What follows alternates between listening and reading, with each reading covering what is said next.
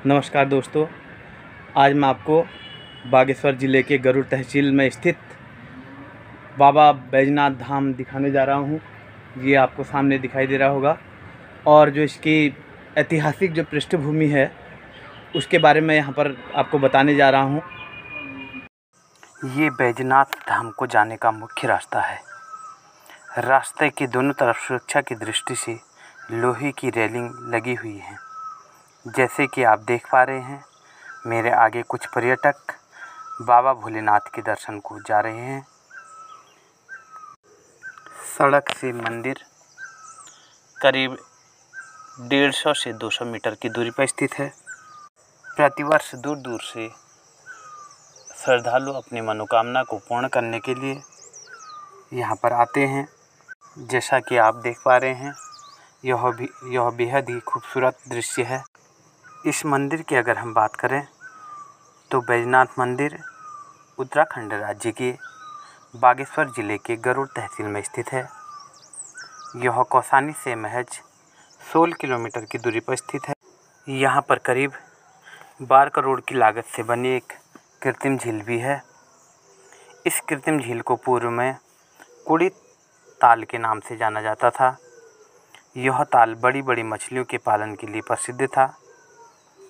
वर्तमान में इस झील में पर्यटन विभाग ने 5 नौकाएं उतारी हैं। इन नौकाओं पर सवार होकर पर्यटक जमकर बोटिंग का लुत्फ़ उठाते हैं, जैसा कि अभी हम देखेंगे, और मछलियों को चारा खिलाकर पुण्य अर्जित करते हैं। अगर हम इस मंदिर की बात करें तो 9वीं 10वीं शताब्दी में बनाया यह मंदिर समूह अपने प्राचीन मंदिरों के लिए विश्वविख्यात है। इन मंदिरों को भारतीय पुरातत्व सर्वेक्षण ने उत्तराखंड में राष्ट्रीय महत्व के स्मारकों के रूप में मान्यता दी है। बैजनाथ मंदिर लगभग 1000 साल पुराना मंदिर है। इसके बारे में यह मान्यता है कि इन मंदिरों का निर्माण कत्यूरी राजाओं के द्वारा एक ही रात में किया गया था। मंदिर के निर्माण में जो पत्थर लगे हुए हैं वो कत्यूरी शैली के पत्थर हैं और इन पत्थरों के बीच में मांस को पीसकर उससे इन पत्थरों को चिपकाया गया है। पूर्व में बैजनाथ धाम को कार्तिकेयपुर के नाम से जाना जाता था। ऐसी मान्यता है कि कत्यूरी राजा नरसिंह देव ने सर्वप्रथम इस शहर को अपनी राजधानी बनाई थी। ऐसी भी मान्यता है कि शिव और पार्वती माता ने इसी स्थान पर अपना विवाह रचाया था। बैजनाथ धाम में मुख्य मंदिर के अंदर माता पार्वती की आदमकद खड़ी मूर्ति स्थापित है।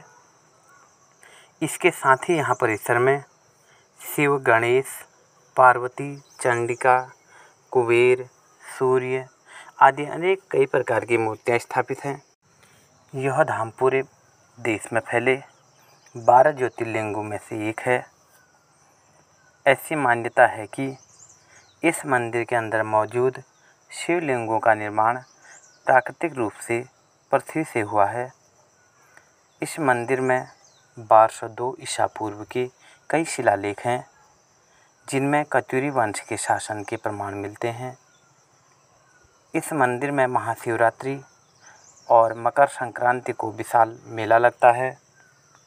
इस दिन श्रद्धालु सुबह से ही यहाँ पूजा पाठ शुरू कर देते हैं और शिव की पूजा करते हैं, पाठ करते हैं और शिवलिंग पर जल अर्पित करते हैं। बैजनाथ का यह धाम पर्यटन केंद्र के साथ साथ धार्मिक आस्था के केंद्र भी है। अब हम लोग भी थोड़ा बोटिंग का आनंद लेते हैं। प्रचंड गर्मी के चलते झील का स्तर कम हो गया है और हमें भी निर्देश हैं कि हम भी झील के किनारे पर न जाएं, क्योंकि वहाँ पर पत्थर दिखाई दे रहे हैं और नाव पलटने का भी डर रहता है।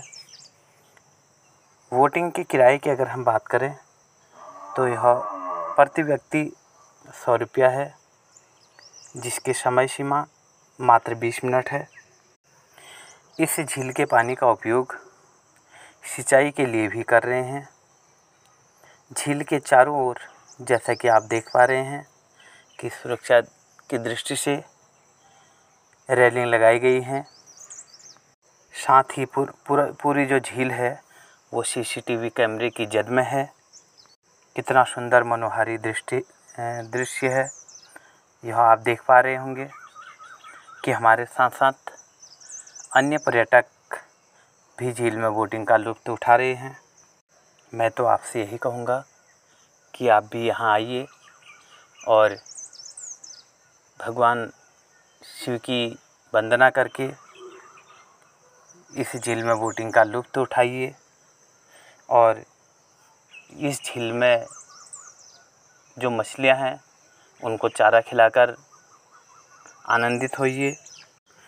पौराणिक व कतिर शासन की राजधानी रही इस धाम की कई मूर्तियों को गोविंद वल्लभ पंत राजकीय संग्रहालय अल्मोड़ा में रखा गया है।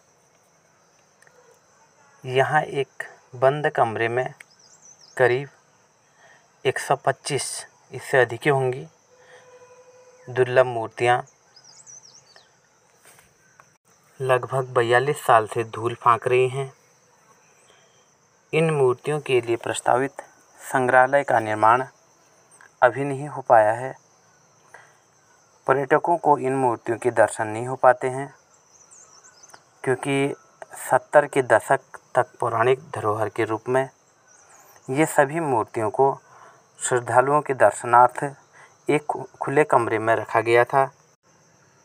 लेकिन कुछ मूर्तियों की चोरी के पश्चात पुरातत्व विभाग ने मंदिर परिसर में ही एक कमरे में इन मूर्तियों को रखकर ताला लगा दिया है। कतिरों के गौरवमयी इतिहास को बयां करता यह बैजनाथ धाम अद्भुत व अलौकिक कलाकृति का बना हुआ है। मैं आप सभी मित्रों से आग्रह करता हूं कि आप भी एक बार ज़रूर बैजनाथ धाम आइए और मनवांछित